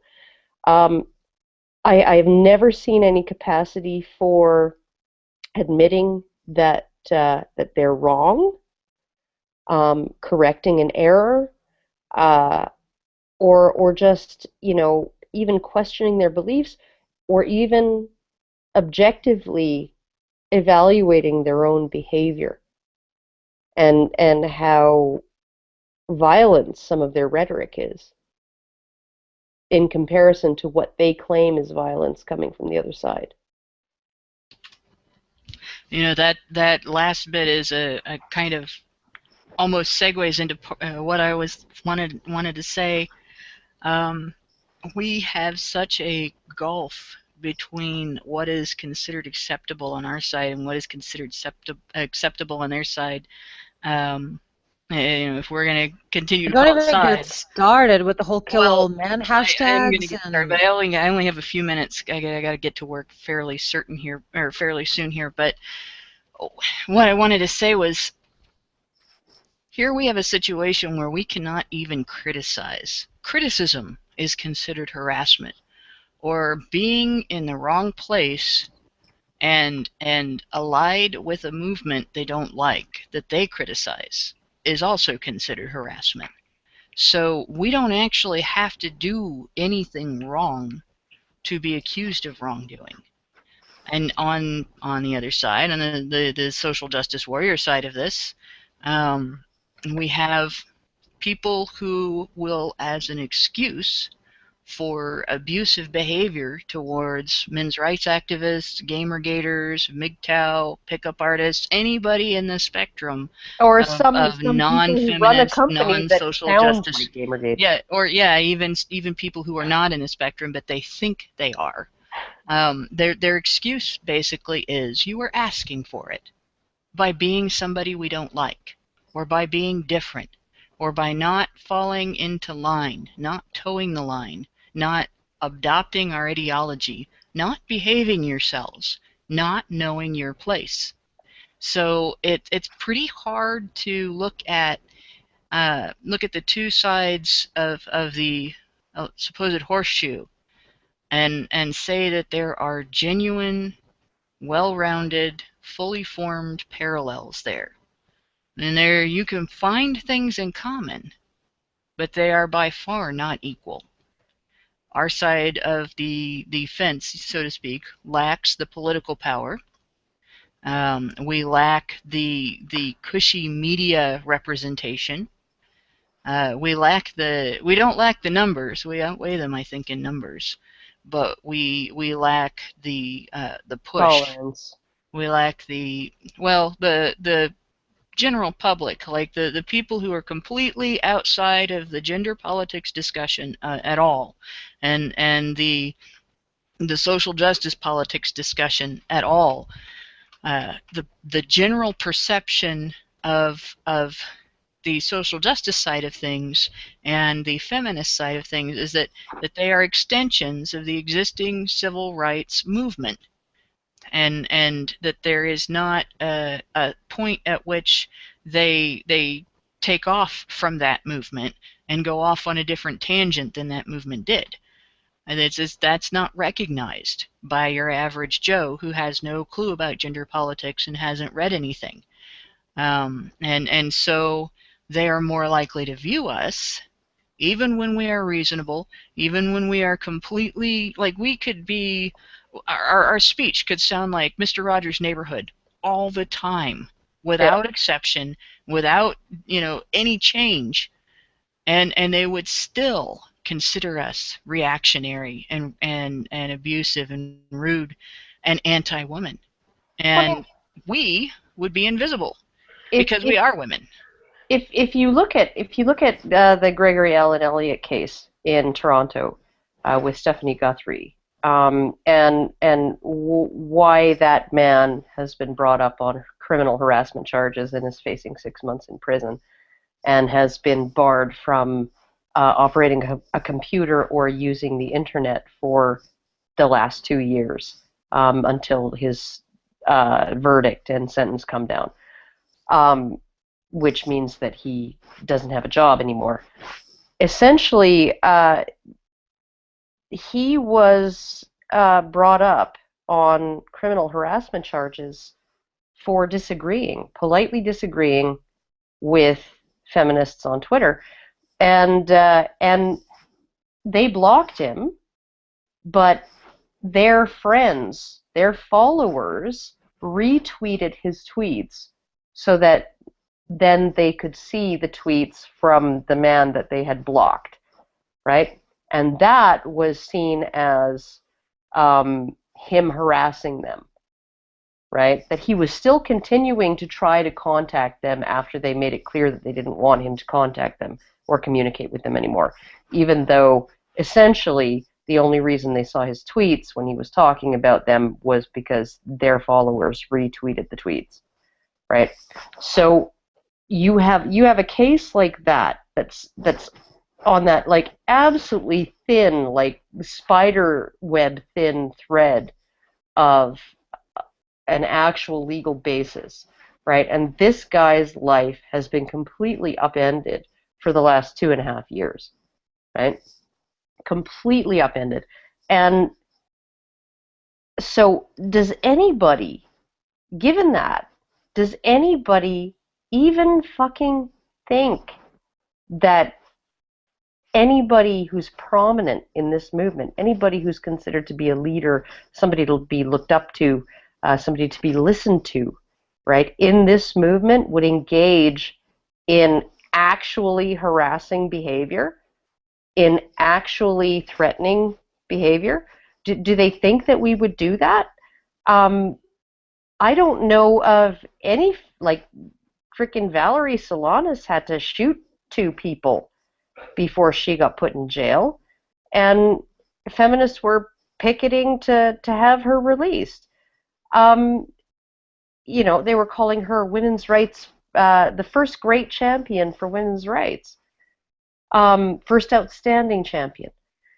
So, I mean, you look at it, and the difference as far as what's tolerated when you're speaking on behalf of women, as you know, or you claim to be speaking on behalf of women, and when you claim to be speaking on behalf of men, is completely, absolutely different. It's just like 2 completely different standards there. And so honestly, I don't think that we're going to have a situation where we get out of hand to the degree that feminists have. I just don't see it happening. I really don't. We can't even disagree with someone who is teaching other people about us as a movement without having a banhammer come down on us. Yeah. I mean, to actually claim that our movement can be responsible for a shitload of harassment is ludicrous. I actually got I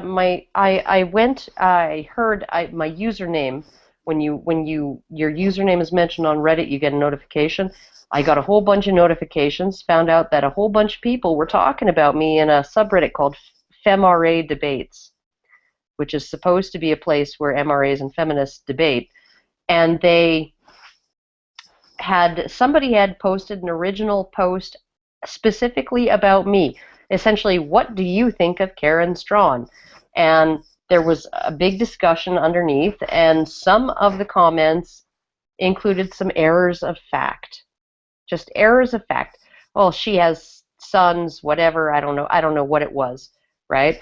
But, you know, like, just certain things that were just facts that needed to be corrected, right? So I went in and I left comments correcting those errors, and my comments were deleted because I hadn't asked permission to participate in the subreddit. In a conversation about me, my comments weren't allowed. That subreddit, it was initially supposed to be intended as a place of open debate between the 2 groups, but it's run really by people with more sympathy for feminists, and little by little, feminists have in that subreddit they took it over incrementally, but they didn't just like come in and coup and like, oh, we're in charge now. You know, it was very, very slowly, incrementally concern trolling their way into control. Do you remember? And thought policing and what's it called when you say you shame somebody for their language and stuff? Tone policing their way into control of that subreddit to the point where you can't talk. I looked at, I had a comment that got posted, like cross-posted in there, and the guy was like, well, I need to change some of the things you said to obey the rules of the subreddit, but can I do this? And I said, okay, well, go ahead, because I hadn't been in there in a long time. And I went and read the changes he had to make. And under my original comment in men's rights, I just I stated how appalled I was at how much they have to bend over backwards, how much they basically have to censor themselves in order to talk to feminists in that subreddit. Ridiculous. Do you remember the subreddit Ask Feminists? Vaguely. I don't think I ever actually did Ask Feminists. Okay, now Ask Feminists was started by the woman who started the subreddit R Feminism. And she was actually a very reasonable person. I actually got to know her. She's a little bit flaky and a little bit flighty and all of that. She's a little feministy, but she's generally open-minded and sweet and nice and kind and open-minded and the whole bit, right? And she decided, because there were so many MRAs coming into our feminism and starting arguments, and she had a bunch of people, essentially a bunch of feminists, saying, "That's it, we're leaving if you're going to let these guys come in here and just say whatever they want to say," right? So she decided she was going to create this other subreddit, and she actually consulted with me on what the rules should be initially and how it should be laid out and everything, right? So I actually had some input in how that subreddit was going to originally operate, right? And what it would be for, what its mission statement would be, and it was supposed to be a place that would draw all of the rancor and the debate and the arguments and everything out of our feminism, and it would give MRAs a place to engage with feminists in argumentation and debate.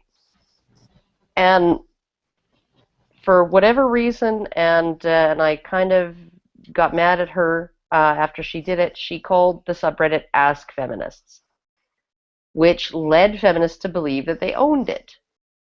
Right? That it was essentially a place for them to preach feminism, not a place for debate. And slowly over time, over months, the rules had to be bent and changed and rejiggered in order to appease these feminists. Eventually, it got to the point where any top-level comments, so any reply to the original post, right, had to be made by a feminist. If you were an MRA, you could only reply to an already existing comment. You couldn't reply to the original post. And it is basically the same rules as our feminism. Yeah, but, you know, here's the thing. They think they own that too. Yeah, but here's the thing. Okay, this woman, right, who she started our feminism. She made a beautiful post about why she included read SRS sucks in the sidebar of our feminism and removed SRS. And she essentially said this will continue to be the feminism subreddit for adults, right?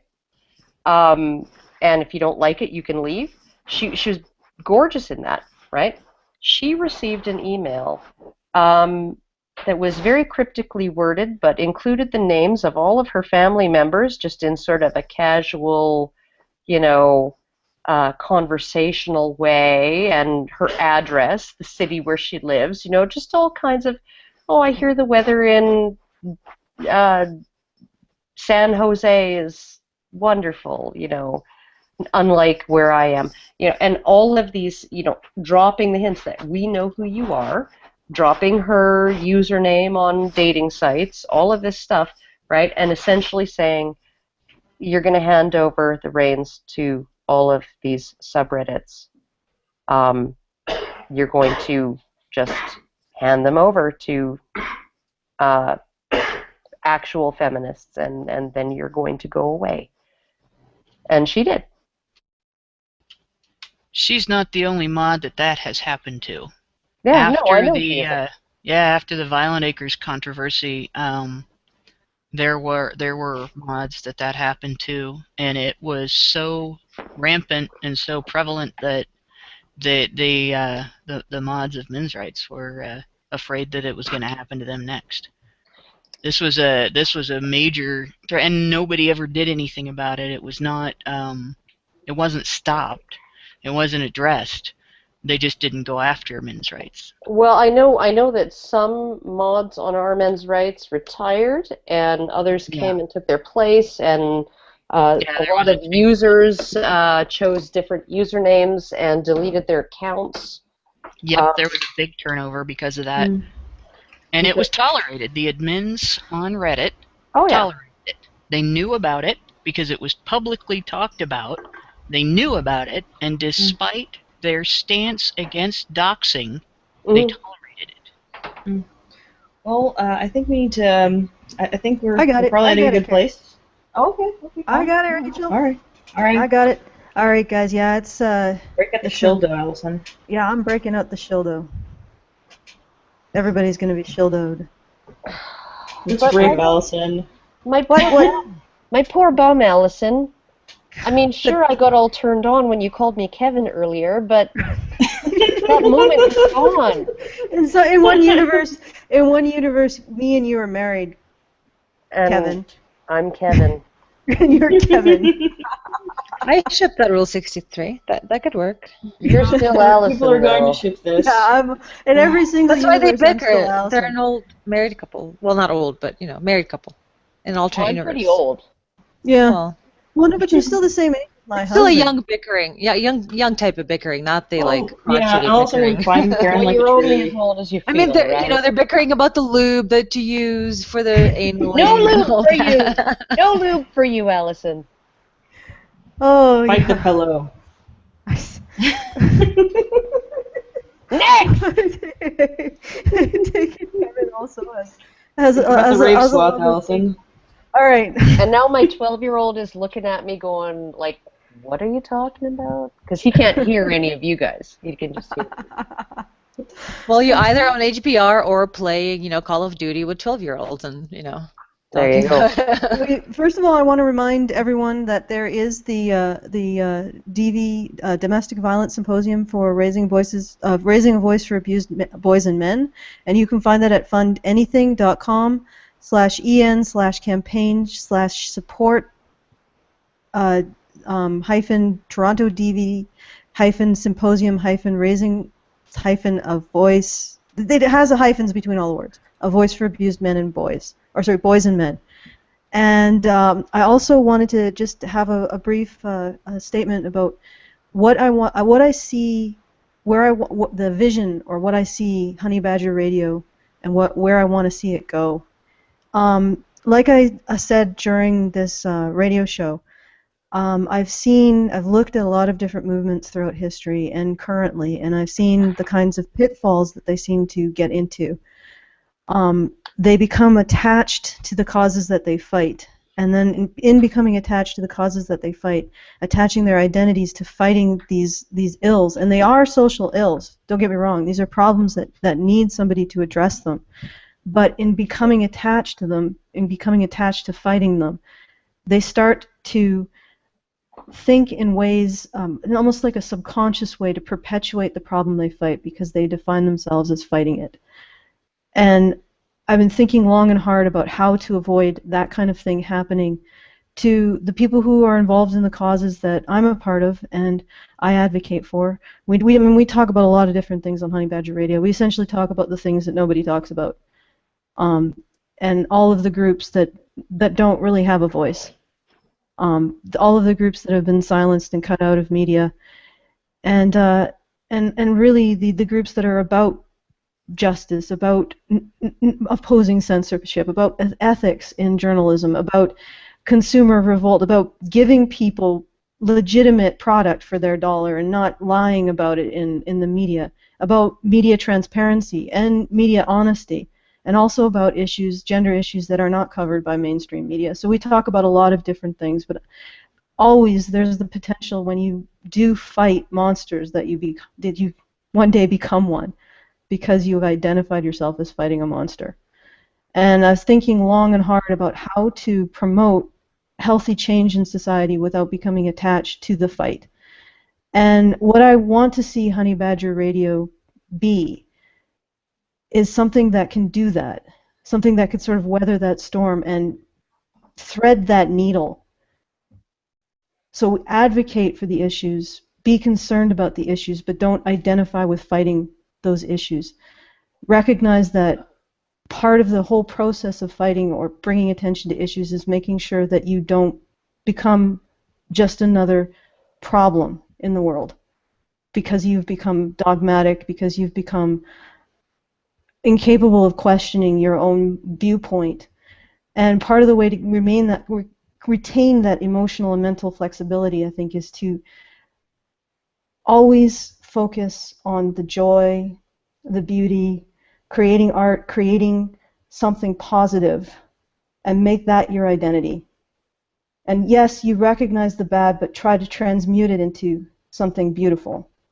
So I always want to keep that focus on creating art, creating comedy, because we do that too, creating reviews, and looking at the beautiful in the world, which is really what the Nerdcast is about. Looking at what we love and looking at why we love it, and also looking at where it might be problematic, but still loving it anyway, because it deserves to be loved. And when we are loved, that's when we're capable of changing. And when we look at things in terms of creating beauty, creating joy, and creating friendship, and creating something that makes people laugh or happy, and seeing that our identities as creators, as people who do that, and not people who fight. I mean, don't forget that there are problems, of course, but always remember that we don't want to become a problem. And so that's what I see Honey Badger Radio being about. And of course, any kind of change requires contributions and people's investment. And in this case, I also believe that people should be paid for good work. I think that that's something that Gamergate should embrace. The idea that if you do work and people like it, that you should get adequate pay, that you should get a reasonable refund or a reasonable amount to be able to continue to do the work. And as such, I beseech you, if these are the values that you want to see come into the world, yes, recognizing the problems, but also recognizing that you don't want to become a problem, and also recognizing that people who do work that's worth seeing in the world deserve to get some compensation for it. Please consider contributing to our Patreon, and also consider becoming a volunteer, because there are a few there right now. We're looking for people who can help out with condensing the shows into smaller podcasts, and also help out with annotations because of the endless complaints about our intros. And so if you're interested in volunteering, send me an email at honeybadgersradio@gmail.com.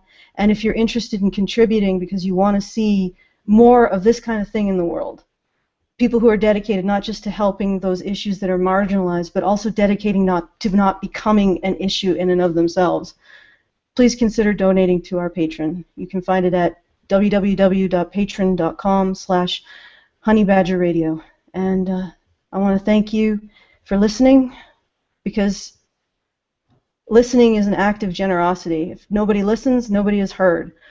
So don't think that we're any better than you guys listening, because without you, we wouldn't exist. We would just be speaking into the void. And I also want to thank my hosts for chattering on with me, Anna, Karen, Rachel, and Hannah, who had to leave because she's got to go to work. And I also want to thank Brian Martinez, who helps me out so much in behind the scenes work and helping out with hosting. And I want to thank Mike, who does the same with a lot of the work that needs to be done with the show. And we have some new artists, so I'm really looking forward to showing off some of their art in our animations. And yeah, thanks again. Thanks for everything. It's been a wonderful and wild ride.